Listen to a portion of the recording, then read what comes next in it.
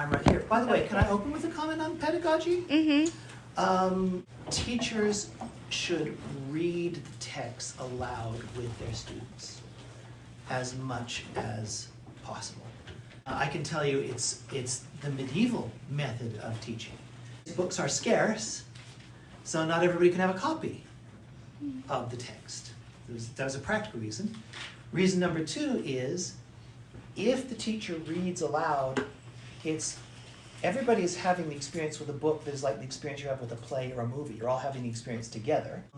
You can gauge each other's reactions, especially if you're not wearing masks. Now, the modern university makes that almost impossible. And maybe you make a note or two, or maybe you just get the basic gist, or maybe you skim it on the way to class.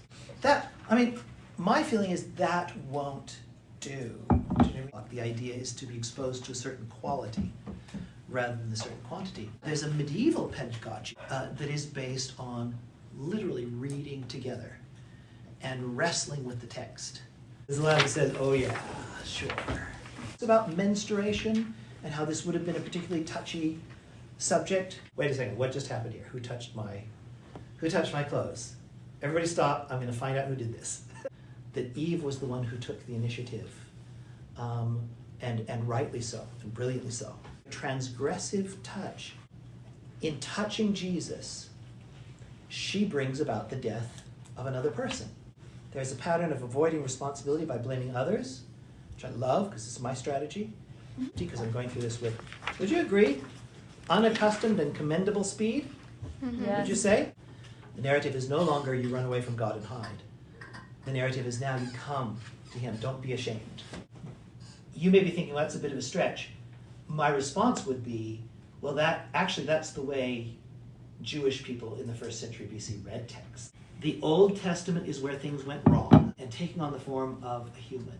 The audacity, the Eve-like audacity, these kinds of connections are endless. They're endless.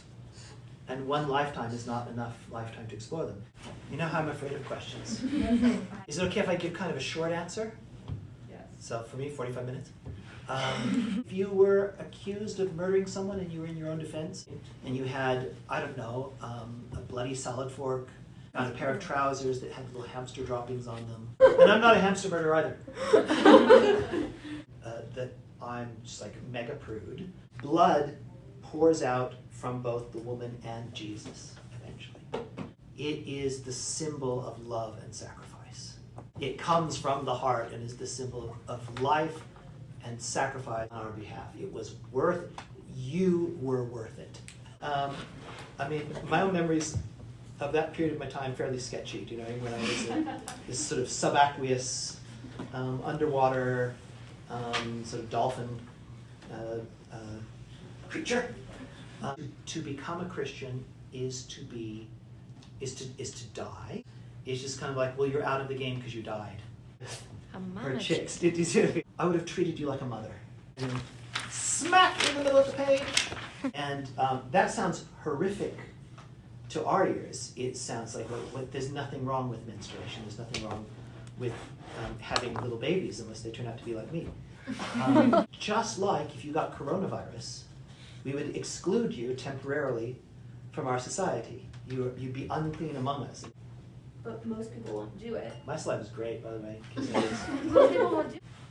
If you yourself were to go grab a salad fork and stab me, and I were to fall to the floor, we're sitting in here in the lap of luxury, agree that you can waste your whole life watching frivolous television. Do you know what I mean? And eating Cheetos. You can do that now.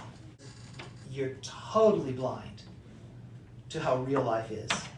So yeah, I'm actually a big fan of the Law of Moses. There is a strand of biblical exegesis. It's called successionism. That we can now jettison the Old Testament. We don't need to look at it anymore. So there's an anti-Semitic element to the idea of secessionist reading. It says, oh, we don't need the Jews anymore. Do it. Okay. So Don't be hasty. I guess I'd say I'm never done, so you better go for it while you can. I can't tell if you're smiling on stupid masks. I picture you scowling, and I picture fangs and everything else. Okay, don't hurt me, Olivia.